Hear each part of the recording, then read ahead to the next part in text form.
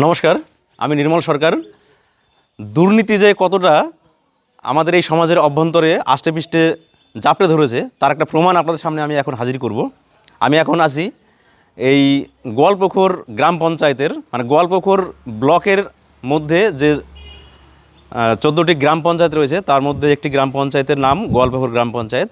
এই গ্রাম পঞ্চায়েতের আমবাড়ি গ্রামে একটি প্রাইমারি স্কুলে, এই প্রাইমারি স্কুলটির নাম কোকরাদা প্রি প্রাইমারি স্কুল।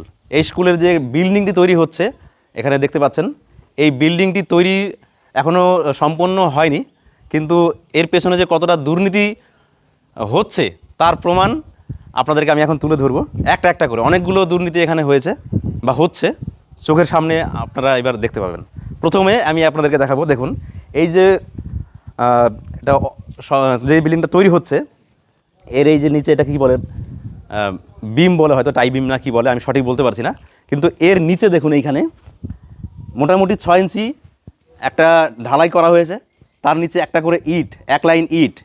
ইটগুলো কিসের উপরে দাঁড়িয়ে রয়েছে দেখুন, ইটগুলো রয়েছে এখানে সম্পূর্ণ শূন্যের উপরে, ফাঁকা জায়গাতে কিন্তু ইটগুলো রয়েছে। ক্যামেরাম্যানকে বলবো একটু কাছে এসে ভালো করে দেখানোর জন্য।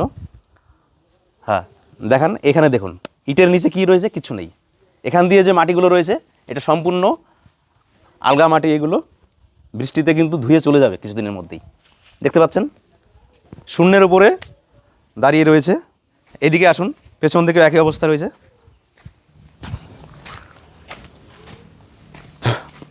প্রত্যেকটা ডিপার্টমেন্টের মধ্যে যেভাবে দুর্নীতি, এই দেখুন এখানে দেখুন, এইগুলো শুধু দুদিনের বৃষ্টিতে এই যে হয়েছে দেখুন। এখানে এই যে মোটামুটি 6 ইঞ্চি ঢালাই, তার নিচে টোটালি ফাঁকা। এই ফাঁকা জায়গার মধ্য দিয়ে এখান দিয়ে কিন্তু অলরেডি ফাঁকা, এদিকে ধসে যাবে, খুব বেশি সময় লাগবে না, এই বর্ষাতেই কিন্তু এগুলো পুরো বসে যাবে। আর মাটি আপনারা দেখতেই পাচ্ছেন কি নরম মাটি রয়েছে এখানে। আর এই মাটির উপরে মোটামুটি শুধুমাত্র স্ট্রাকচারটা শুধু এখানে বসানো রয়েছে। এভাবে পেছন দিকেও দেখুন একই অবস্থা, এখানেও দেখুন একই অবস্থা। মানে এই সমস্ত জায়গাতে আমার পুরো হাত ঢুকে যাচ্ছে দেখুন, আরও একদম পুরো ফাঁকা ওইদিকে। এইভাবে শুধু এখানে মাটিটা বসে গিয়েছে বলে মনে হচ্ছে, সম্পূর্ণ জায়গাতে একই চিত্র ধরা পড়বে। যদি কোদাল দিয়ে মোটামুটি 2 ইঞ্চি 3 ইঞ্চি মাটি যদি গর্ত করা হয় একই রকম ধরা পড়বে। পাশের এই যে একটা দেয়াল তৈরি করেছে এখানেও অবস্থা একই, দেখুন শূন্যের উপরে দেয়াল ভেসে রয়েছে। সেই গানের কথা মনে পড়ে যাচ্ছে আমার এখন, যে শূন্যের উপর তৈরি হয়েছে সব কিছু, একই অবস্থা। চলুন আরও দেখাচ্ছি আপনাদেরকে দুর্নীতি। হ্যাঁ একটু পেছন দিকে চলুন।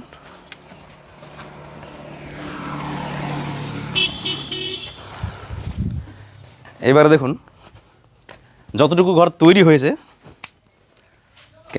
ক্যামেরা পার্সনকে বলবো, এই দেখুন এই ঘরটা,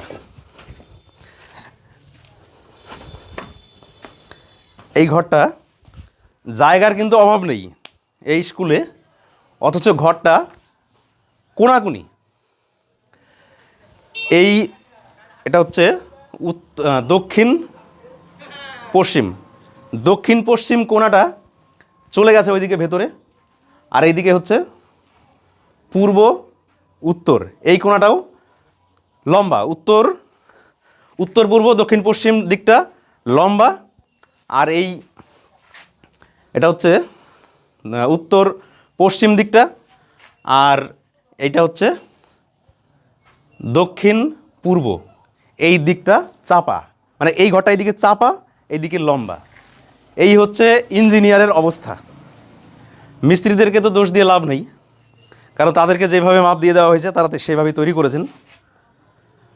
তাহলে কেমন ইঞ্জিনিয়ার যে সাধারণ একটা বিল্ডিং ঘর, আমি তো কোনো ইঞ্জিনিয়ার নই, অথচ আমি এখানে এসে দেখেই মানে আমার চোখেই ধরা পড়ছে। আপনারা যে কেউ যদি আসেন, এটা মোটামুটি কমপক্ষে 1 ফুট তো কম বেশি হয়েছে, এটা দেখেই বোঝা যাচ্ছে। এটা আমি গ্যারান্টি দিয়ে বলতে পারি 1 ফুটের বেশি হয়েছে। এই পুরো এই যে কি বলে, এটাকে বিম বলে কিনা আমি জানি না, কারণ আমার পাকা ঘর নেই, আমি জানিও না। এটাও দেখতে পাচ্ছি পুরো কোনাকুনি, এই দিকটা এইদিকে চলে গেছে। এই হচ্ছে অবস্থা। আর ভালো করে খুঁটিয়ে দেখলে, মিস্ত্রি নিয়ে আসলে বা কোনো সঠিক ইঞ্জিনিয়ার নিয়ে আসলে তারা কিন্তু আরও বলে দিতে পারবেন এখানে কোথায় কোথায় আরও দুর্নীতি হয়েছে। আমি একজন সাধারণ মানুষ, আমার চোখেই এই আপাত দৃষ্টিতে দুর্নীতিগুলো আমি দেখতে পারলাম। তো আমি সরকারের যারা কর্তৃপক্ষ রয়েছেন তাদের কাছে আমি অনুরোধ করব বা দাবি জানাচ্ছি, আপনারা এই দুর্নীতির তদন্ত করুন এবং যারা এর সঙ্গে জড়িত রয়েছেন দায়িত্বপ্রাপ্ত আধিকারিক বা যারা ইঞ্জিনিয়ার বা যে সমস্ত কন্ট্রাক্টর বা যে জড়িত রয়েছেন এই খারাপ নিম্নমানের কাজের সঙ্গে, তাদের এই কাজটা অবিলম্বে বন্ধ করে ভালো মানের কাজ করতে হবে এবং যারা দুর্নীতির সঙ্গে জড়িত রয়েছে তাদেরকে শাস্তি দিতে হবে। এটা আমি যারা দায়িত্বে রয়েছেন তাদের কাছে আমি অনুরোধ করব, ঊর্ধ্বতন কর্তৃপক্ষের কাছে এটাই আমার দাবি। ধন্যবাদ।